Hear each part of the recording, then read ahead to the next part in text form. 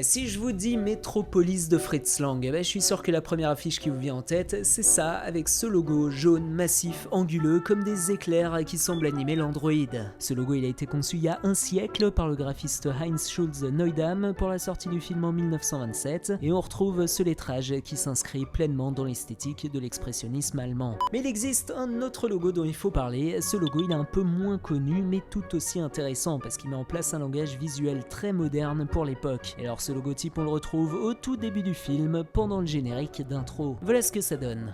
Tout commence par des formes géométriques. Sur la musique de Gottfried Huppertz, des lignes lumineuses se croisent et font apparaître le mot métropolis. Et puis la ville surgit, immense, faite de gratte-ciel et de structures démesurées. Et alors très vite on se rend compte que la typographie elle prend part à cette construction. Le titre, qui a été probablement conçu par Erich Kettelhut, est entièrement dessiné sur mesure. Et contrairement au logo de l'affiche, on s'éloigne ici de l'expressionnisme pur pour se rapprocher d'une esthétique un peu plus art déco. Les formes évoquent à la fois des structures industrielles et des lignes de circulation comme des rails qui se croisent et se prolongent dans l'espace. Et alors c'est là où on se rend compte de la force du logo, c'est parce que le lettrage il sert pas simplement à nommer le film, il participe également à créer son univers. Avec ses formes géométriques, cette typographie nous embarque immédiatement dans la vision futuriste et oppressante de Fritz Lang. La présence constante des triangles dessine une hiérarchie claire, en haut une élite et en bas une masse d'ouvriers relégués dans les profondeurs de la cité. Et puis d'un coup les machines prennent le relais avec ses pistons et ses engrenages.